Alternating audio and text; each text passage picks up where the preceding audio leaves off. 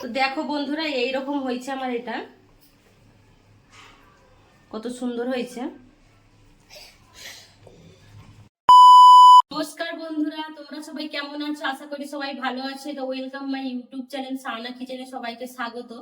তো আজকে আমি একটা রেসিপি বানাবো, সেটা হচ্ছে পালং শাকের পকোড়া।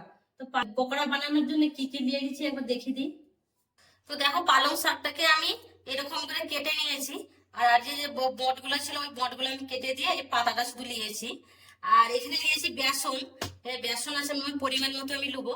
আর নুন নিয়েছি। আর এটা হচ্ছে খাবার সোঁটা।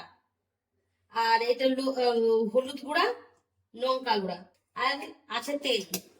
তো তার জন্য আমি বেসনটা নিয়ে নেবো। তো বেসনের যে গুঠলি গুলো আছে ওগুলো আমি হাতে করে ভেঙে দেবো। দিয়ে দেবো স্বাদ মতো নুন, হলুদ গুঁড়া, লঙ্কা গুঁড়া, ভালো করে মিক্স করে নেবো। তো আমি এবার পানি দেবো। বেশি পানি দেবো না, মানে হালকা হালকা করে পানি দিয়ে এটাকে মিক্স করবো। কারণ বেশি পানি দিয়ে দিলে পাতলা হয়ে যেতে পারে, পাতলা হয়ে যাওয়ার চান্স রয়েছে। তোমার এটা একটু পানি লাগবে।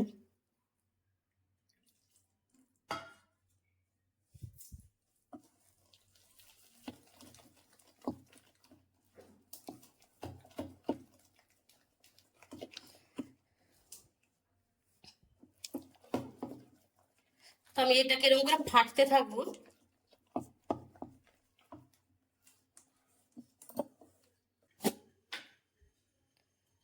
তো আমি একটু খাবার সোঁটা দিয়ে দেবো, দিয়ে আবারও ভালো করে আমি মিক্স করে নেবো।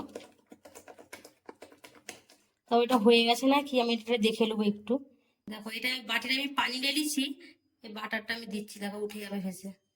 তার মানে এটা হয়ে গেছে। এইটা করে আমরা কি করে বুঝবো যে আমাদের বেসনটা বেশি ভালো করে ফাটা হয়েছে? পানিতে একটা জামবাটিতে হোক যাতে হোক পানি দিয়ে একটু এটা দিয়ে দিবে, দেখবে বেসনের এটা না উপরে উঠে যাবে। ভেসে উঠে গেলেই জানবে যে এটা পারফেক্ট একবারে হয়েছে, ফুলকো ফুলকো হবে। এটা আমার আব্বা বলে দিল। তো এটা আমার এরকম হয়ে গেছে, বেশি পাতলাও না আর বেশি ঘনও না, মিডিয়াম। তো বেসনটা আমার ফাটা হয়ে গেছে। এবারে আমি ওই পকোড়াগুলো ভেজে নেবো, তার জন্য আমি কড়া চাপিয়ে দেবো গ্যাসে।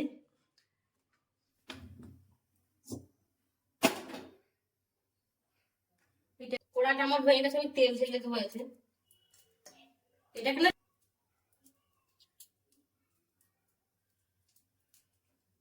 তেলটা আমার গরম হয়ে গেছে। এখানে আমি বাটারে ডুবাবো, দেখো দেখাও। তো আমি পালং শাকটাকে এরকম করে বাটারে ডুবাবো।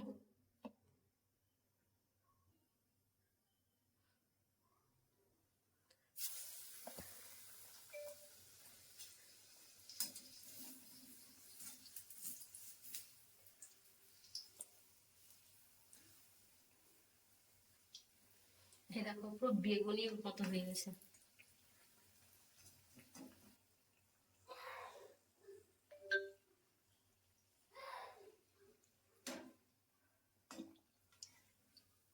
তো দেখো, এটা আমার ভাজা হয়ে গেছে, বাদামি বাদামি কালার আমি ভেজে নিয়েছি, পুরো বেগুনির মতো লাগছে।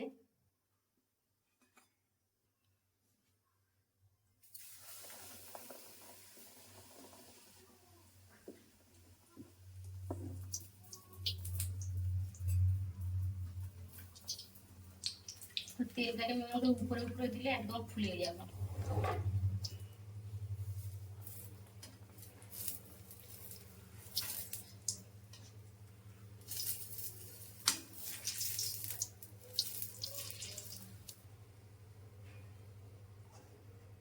তো এরকম করে আমি সবগুলা ভেজে নেবো।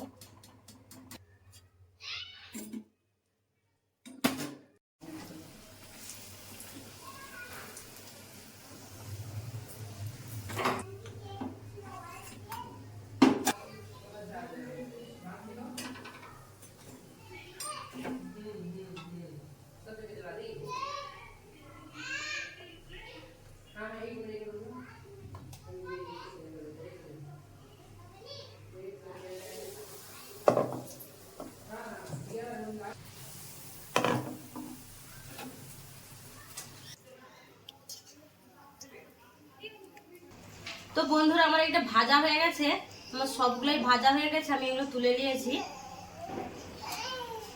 হচ্ছে দেখো গরম গরম পালংয়ের পকোড়া, তা কেমন হয়েছে দেখো।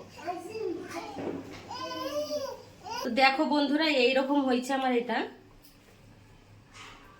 কত সুন্দর হয়েছে। তোমরা এরকম ঘরে ট্রাই করে দেখতে পারো, দিয়ে আমাকে কমেন্ট করে জানাবে কেমন হয়েছে। তো বন্ধুরা আমার এখানে রেসিপিটা আমি আজকে শেষ করলাম। তো আমার এই রেসিপিটি যদি তোমাদের যদি ভালো লাগে তো প্লিজ প্লিজ আমাকে কমেন্ট করে জানাবে কেমন হয়েছে।